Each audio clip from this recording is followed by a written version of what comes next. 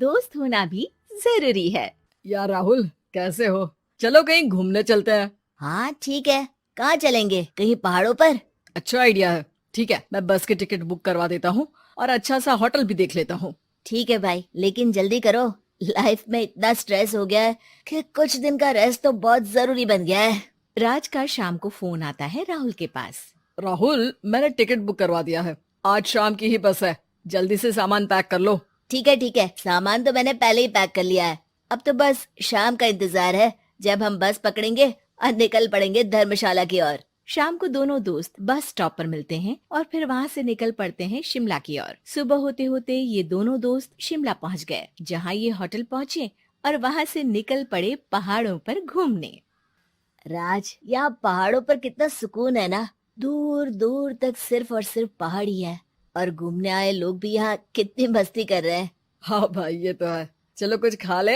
दोनों एक रेस्टोरेंट में पहुँच गए। वहाँ इनकी रेस्टोरेंट चलाने वाले लड़के से दोस्ती हो गई, जिसका नाम जितेंद्र था। जितेंद्र, तुम यहाँ कब से हो और रेस्टोरेंट खोलने का प्लान कैसे बनाया? अरे भाइयों, मैं तो यहीं का हूँ। बस बाहर कुछ साल के लिए गया था नौकरी करने, पर फिर लौट आया और अपने यहाँ ही रेस्टोरेंट खोल लिया। पिछले 6 साल से यहीं पर हूँ। अरे लेकिन जितेंद्र, एक बात तो बताओ, रेस्टोरेंट ही क्यों? कुछ और काम क्यों नहीं? और भैया, अपना तो ये मानना है कि आदमी दुनिया में कहीं भी हो, लेकिन उसे भूख तो लगेगी ही, और इसके लिए उसे खाना तो चाहिए ही। यानी ये धंधा कभी मंदा नहीं पड़ता, इसलिए ये काम शुरू किया था। लेकिन इस काम में क्या मुनाफा भी होता है या फिर बस ऐसे ही काम चल रहा है शौकियाना तौर पर? अरे अरे, क्यों नहीं भैया, काम तो हो ही रहा है, और मुनाफा नहीं होता तो ये 10 लोगों का स्टाफ कैसे रख लेता। वैसे आप भी क्यों नहीं इस बिजनेस में हाथ आजमाते हो? हाँ, आइडिया तो अच्छा है, लेकिन हम लोग तो सिर्फ यहाँ घूमने आए हैं और हमारे पास इतने पैसे भी नहीं है। और अब पैसों की चिंता क्यों करते हो? सिर्फ 5 लाख रुपए लगाकर भी आप काम शुरू कर सकते हो। अच्छा, वो कैसे? अरे, आप रेस्टोरेंट में मेरे पार्टनर बन जाइए। जो मुनाफा होगा वो आधा आधा बांट लेंगे। राज को ये सुनकर अच्छा तो लगा, लेकिन राहुल को इस ऑफर में कुछ दिक्कत लगी। उसने कोने में ले जाकर राज को समझाना शुरू किया। अरे राज, पागल मत बन। हम सिर्फ यहाँ घूमने आए हैं, ये ऑफर के चक्कर में क्यों पड़ रहे हो?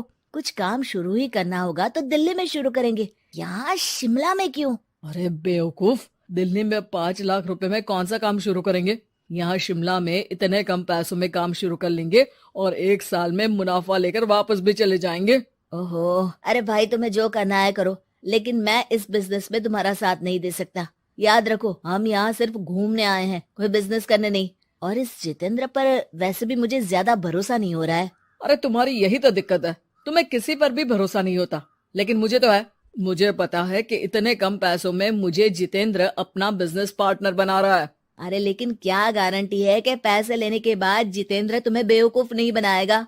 अरे मुझे तो है, मैं कुछ नहीं जानता। मुझे सिर्फ ये पता है कि जितेंद्र मेरे बारे में ज्यादा ना जानते हुए भी मुझ पर कितना भरोसा कर रहा है। मुझे तो लग रहा है कि इसके पीछे उसकी मंशा ठीक नहीं है। बाकी तुम्हें जो ठीक लगे वो करो। मैं तो आज शाम की ही बस से वापस जा रहा हूँ। ठीक है, तुम चले जाओ, लेकिन याद रखना कि आज के बाद मुझसे कभी बात करने की कोशिश मत करना। राहुल गुस्से में वहाँ से चला जाता है।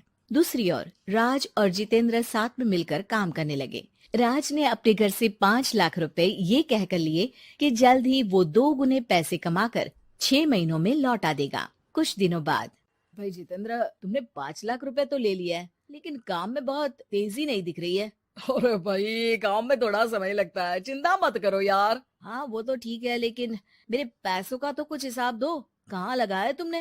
अरे बड़े आए पैसों का हिसाब मांगने वाले। वो तो शुक्र मनाओ कि इतने कम पैसों में मैंने तुम्हें काम पर रख लिया है। क्या कहा? तुमने मुझे काम पर रखा है? अरे मैं तो तुम्हारा बिजनेस पार्टनर हूँ। बड़ा आया पार्टनर बनने वाला। औकात देखिए अपनी, 5 लाख में रेस्टोरेंट खरीद लिया है क्या?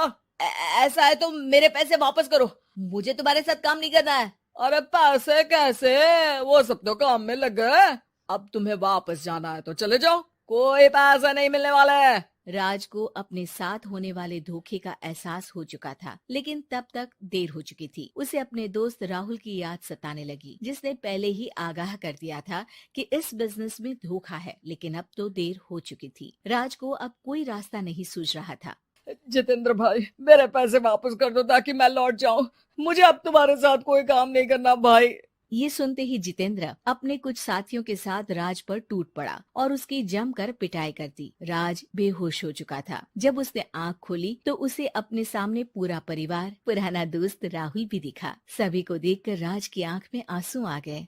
राहुल, मुझे माफ कर दो। अगर समय रहता मैं तुम्हारी बात मान लेता तो आज शायद ये दिन ना देखना पड़ता। अरे शुक्र मनाओ कि जान बच गई। वो तो भला हो एक आदमी का जिसने मुझे फोन कर दिया था, तभी तुम्हारी जान बच सकी। मुझे माफ कर दे दोस्त, तेरी सलाह ना मानकर मैंने बड़ी भूल की है। अरे अरे भाई, मेरे हाथ मत जोड़ो। बस ध्यान रखना कि अच्छा दोस्त आपको हमेशा अच्छी सलाह देता है, इसलिए दोस्तों की सलाह पर ध्यान देना चाहिए।